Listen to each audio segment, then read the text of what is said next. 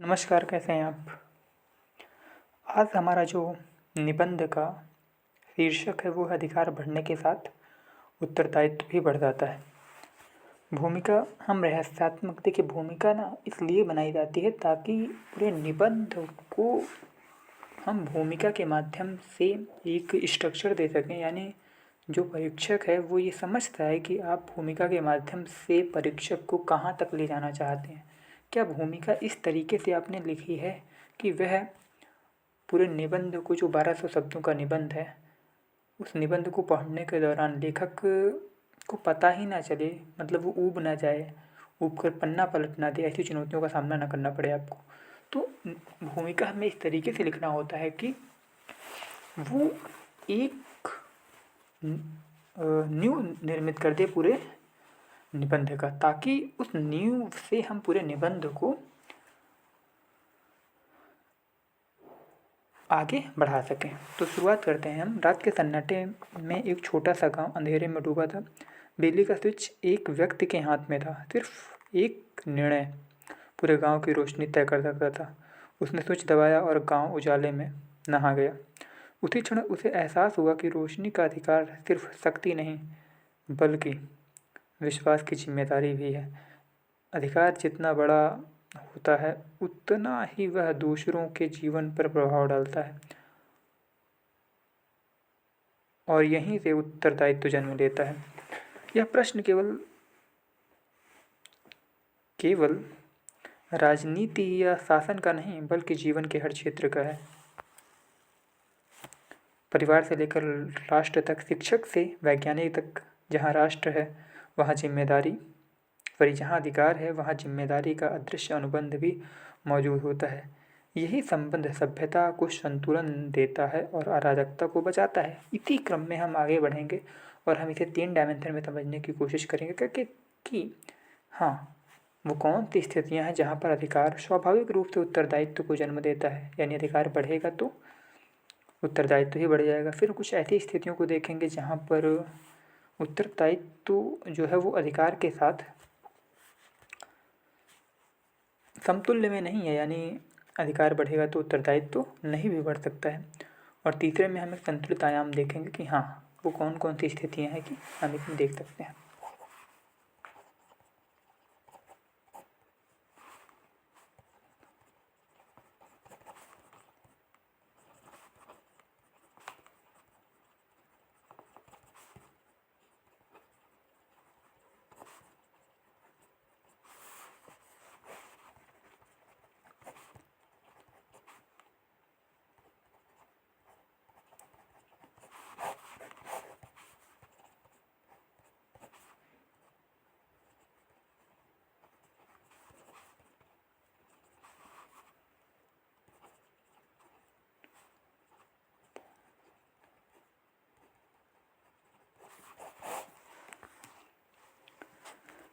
अब इसमें तो हम लॉजिक देते हैं। देखो, सत्ता का विस्तार सामाजिक उत्तरदायित्व बढ़ाता है।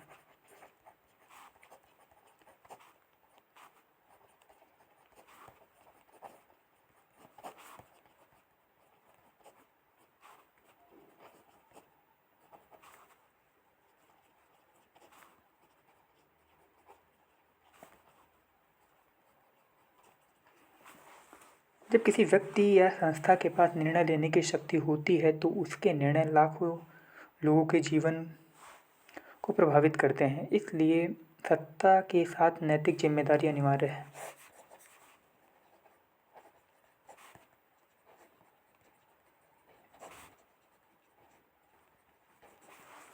अगर हम एग्जाम्पल्स के रूप में देखें, लोकतंत्र में निर्वाचित प्रतिनिधि केवल अधिकार प्राप्त नहीं करते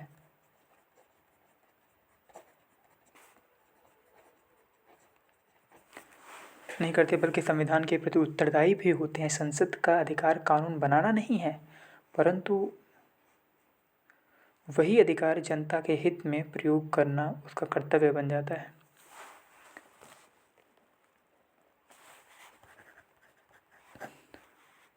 ज्ञान और पद से उत्तरदायित्व गहराता है।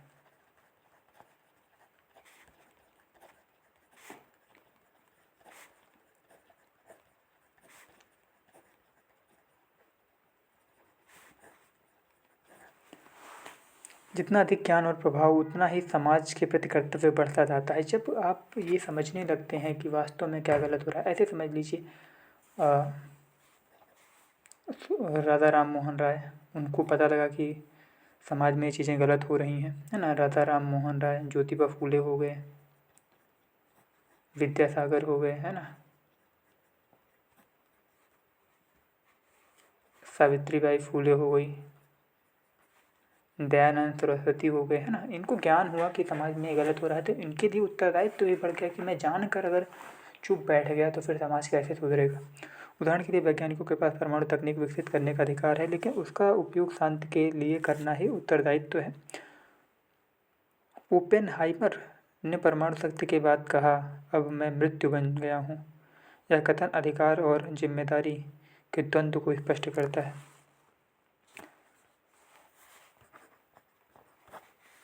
व्यक्तिगत अधिकार भी सामाजिक संतुलन मांगते हैं।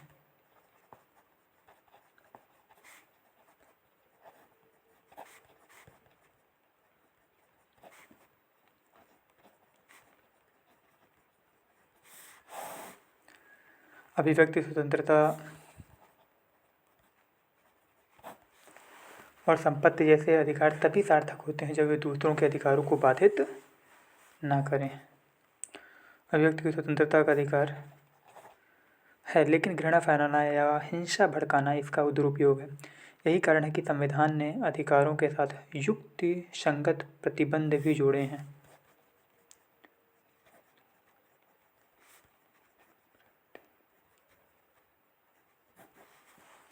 बंद भी जोड़े हैं। तकनीकी शक्ति के साथ नैतिक जिम्मेदारी।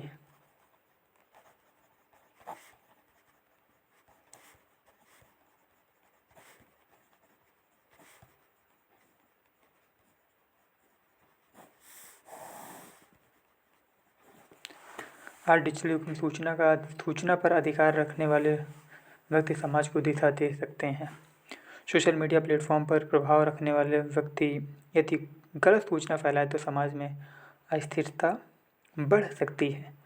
इसलिए डिजिटल शक्ति के साथ सत्य और जिम्मेदारी का पालन आवश्यक हो जाता है। अब हम समझने की कोशिश करते हैं जो सेकंड डायमेंशन है इसका, ठीक है।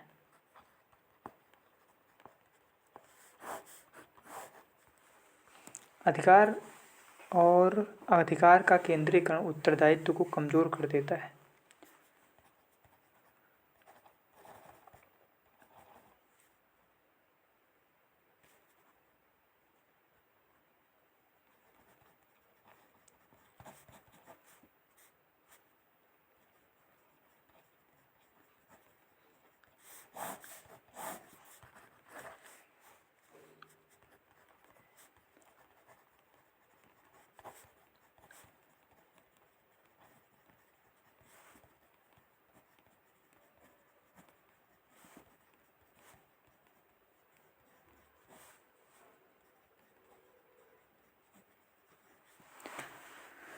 जब अधिकार अत्यधिक केंद्रीकृत हो जाता है तो जवाबदेही कम होने लगती है। उदाहरण के लिए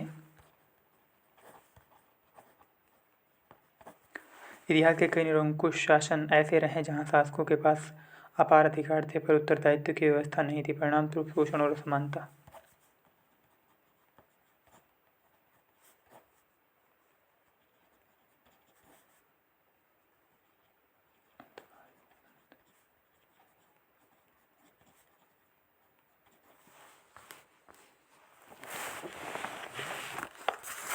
अधिकार का दुरुपयोग व्यक्तिगत लाभ के लिए होने की संभावना भी बढ़ जाती है।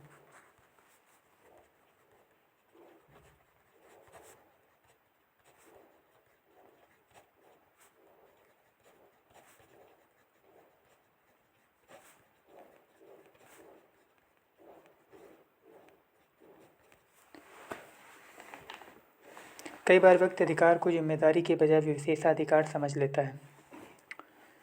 भ्रष्टाचार इसी मानसिकता का परिणाम है, जहाँ पद का अधिकार व्यक्तिगत लाभ में बदल जाता है और सामाजिक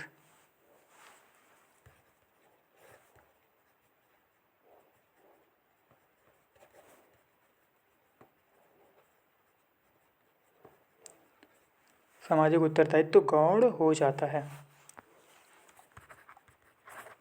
संस्थागत तंत्र की कमी से उत्तरदायित्व तो कम हो जाता है।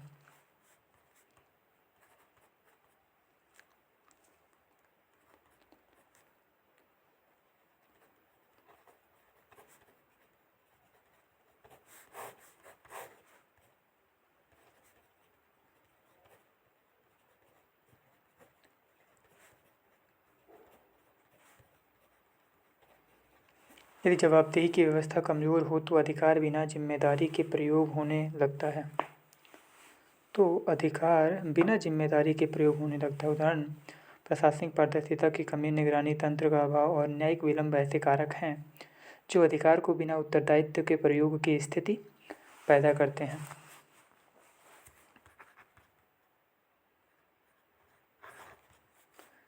सामाजिक चेतना का अभाव।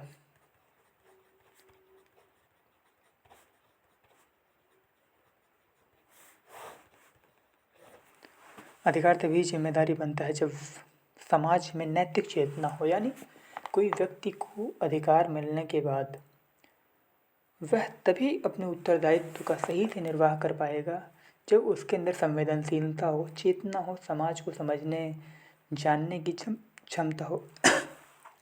सॉरी। उदाहरण के लिए यदि नागरिक केवल अधिकारों की मांग करें और कर्तव्यों को भूल जाएं, जैसे कर न देना, कानून न मानना, तो लोकतंत्र कमजोर हो जाता है।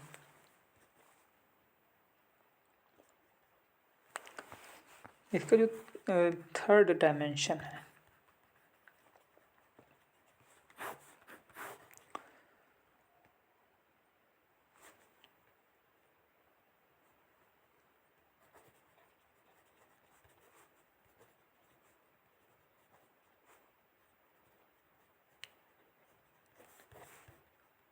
संतुलन, ठीक है। अधिकार और उत्तरदायित्व का संतुलन सभ्यता की आवश्यकता है। अधिकार और कर्तव्य परस्पर पूरक हैं।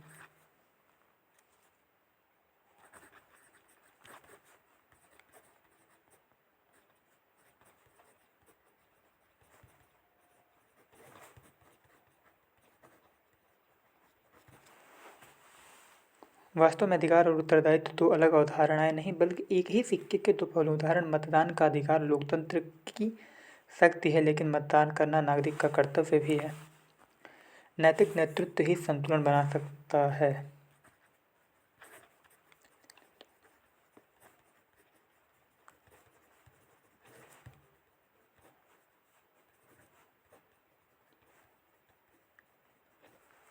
महात्मा गांधी ने कहा, नहीं, नेतृत्व का उद्देश्य केवल अधिकार का प्रयोग नहीं बल्कि समाज को दिशा देना होता है।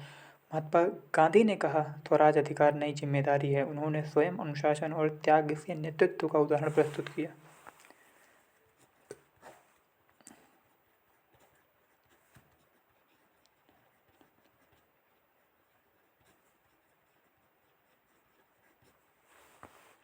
शिक्षा उत्तरदायित्व की चेतना पैदा करती है।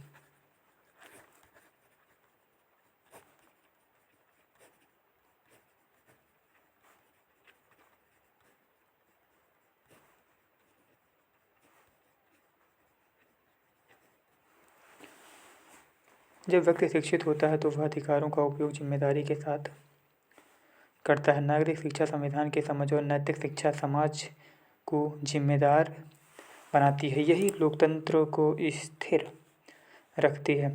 वैश्विक युग में साझा उत्तरदायित्व।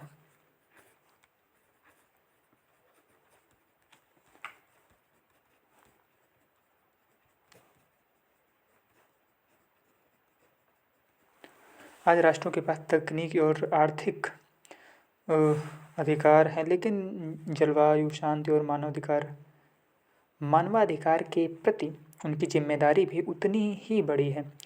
उदाहरण, जलवायु परिवर्तन से लड़ने में विकसित देशों की जिम्मेदारी अधिक मानी जाती है क्योंकि औद्योगिक विकास में उनका योगदान अधिक रहा है। अब हम निष्कर्ष पे पहुंचते हैं, यानी हमने जो अभी तक बातें की, सारे डायमेंशन को हमने समझने की कोशिश की।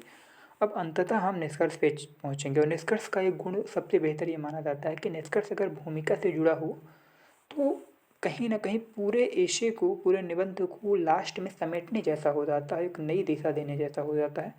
तो इसी क्रम में हम निष्कर्ष को भूमिका से जुड़ा हुआ प्रस्तुत कर रहे हैं।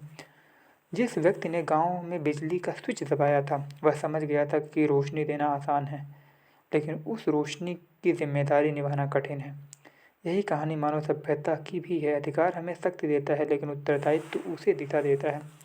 यदि अधिकार बिना जिम्मेदारी के हो, तो वह अराजकता बन जाता है, और यदि जिम्मेदारी बिना अधिकार के हो, तो वह असहायकता में बदल जाती है। सभ्यता का वास्तविक